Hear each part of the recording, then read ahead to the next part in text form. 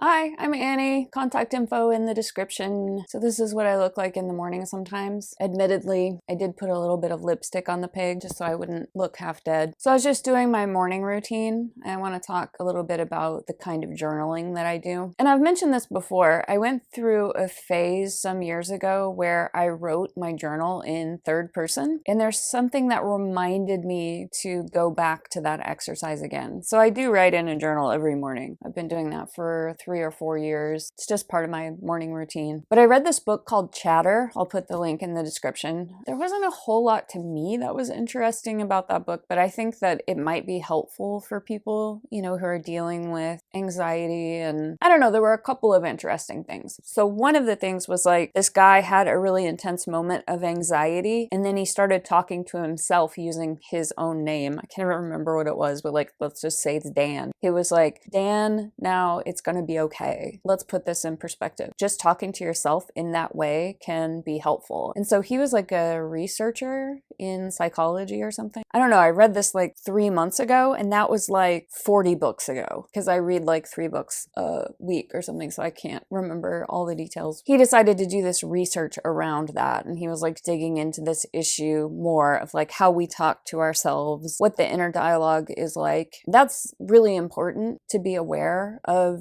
your inner monkey mind and what's going on there. He found that speaking to himself using his own name was helpful and soothing in stressful situations. The other thing that was meaningful to me in the book was this idea of co-rumination and how we speak to our friends when they're having struggles. Like, our tendency is to kind of jump in, like say your girlfriend is like, he did me so dirty, like he did this and that wrong. Then we'll jump in and we'll be like, yeah, bastard.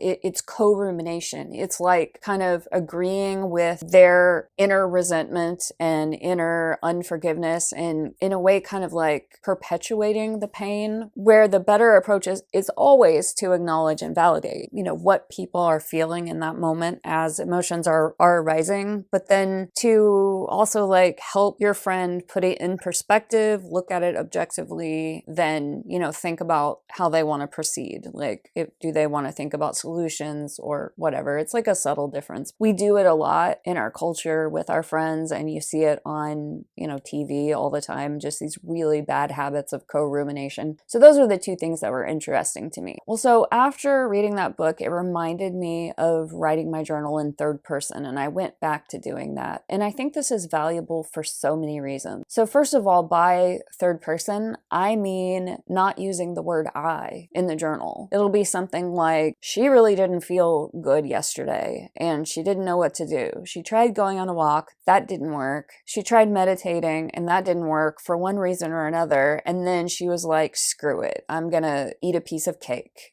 She doesn't usually eat sugar, but she decided to do that because maybe it would make her feel better, like shift the chemicals in some way, blah, blah, blah, whatever the story is, about yourself or whatever you're sort of ruminating on. And I think that this does a lot of things. So for one thing, obviously, it helps you to look at yourself objectively. That's powerful because there is this neurotic inner dialogue, and it's just this monkey mind that you really want to put that in perspective, and you want to see all of the patterns in the ridiculous way that you talk to yourself and the ridiculous neurotic cycles that your brain is going into. And when you get in the habit of doing that in your journal, then you start to also do it throughout your day in your waking life. And I've been doing this observer thing for kind of like my whole life, and it's only gotten stronger, so that now I'm in the observer position most of the time. I am watching Annie do her thing, do all the negative patterns and the positive patterns and all this, and have reactions and have emotions. And what that means for me is that I don't take my emotions as personally anymore. So an emotion is an energy. It's a wave. It has a beginning, middle, and an end. And if you feel it completely, then it plays out. What most of us do is take it personally. So we'll feel an emotion like sadness, and then we just grab it. We're like, no, not today. I'm not feeling that. I'm not going to feel that today. And then you stop it. You stop the energy from expressing. And it's really something in the body. So when you stop that, that emotion has to do something. It has to move. And so it's going to like hide in your body, make you feel bad, make you feel sick, give you this sort of, restricted feeling within your body. And then we have that restricted tension and we layer more negative thoughts on top of that. Like, oh, I don't feel good. All of this stuff can happen by not allowing emotions to express. So looking at them objectively can help you to not take them personally. So I'm so firmly in this objective perspective most of the time now, like throughout my day, and it just makes life more comfortable to not take triggers personally. So triggers arise, but at the same time I'm watching it like, oh, there's that reaction again. And I'm not shaming the reaction because like emotions just arise, they're automatic. So if something annoys you, it annoys you. The problem isn't the emotion, it's our grabbing onto it and trying to stop it. That's the problem. So just being aware of that is helpful. So doing this journal exercise, if any person was to attempt this, I think that every person would get a lot of different things out of it because there are so many things to get out of it. So I can't say exactly what the experience would be for any given person trying it because it's a good thing at so many levels. So another thing that happens with that objectivity is that you can be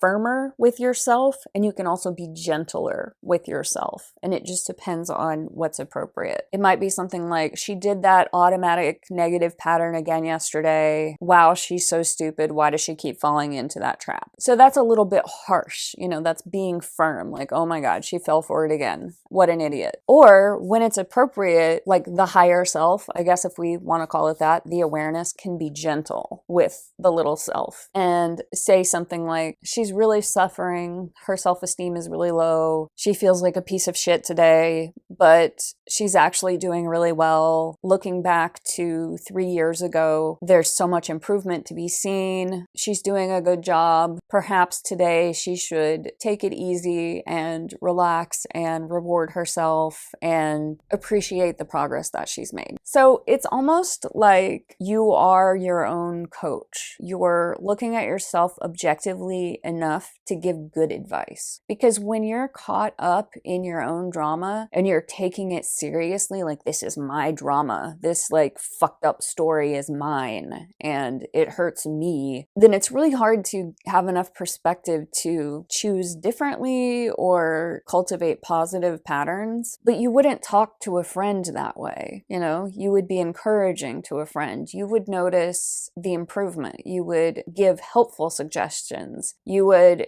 validate the genuine feelings that they're having and then help them move to higher ground, to a more comfortable place. And so that's what I get out of it. But I think that you can discover a lot of things about it by using this method. And it can become quite existential in terms of, mindfulness and being in that awareness seat. There is an awareness that you can identify with. That awareness is separate from the little self, the little character, Annie, that's doing this and that and playing out her automatic reactions and her drama. So if you think about it this way, if you can remember as far back as you can remember, 3 years old, 5 years old, whatever, is that who you are? Think back to your little 5-year-old self. Was that you? And then think about yourself at 10 years old. Was that you also? You had completely different tendencies. Your body was smaller, different, maybe less achy, more flexible. It's this collection of physical traits and also mental patterns, the collection of all of your thoughts and the things that you know about the world, the knowledge that you've gathered from going to school and moving about in the world. There was who you were at 5, who you were at 10, who you were at 23. But there is also some part of you, the awareness, the thing that is looking out, that is continuous. There is a continuity of self. In each moment, we are almost like a different person every time, but the awareness is consistent. And so by doing exercises like this, looking at yourself objectively, you come to identify more as the awareness than as the separate self. And that can be very useful because you're not taking your own drama so seriously. And to me, it's just more comfortable and more effective. It frees up a lot of energy. Like I can be a more effective person person because of that, because I'm not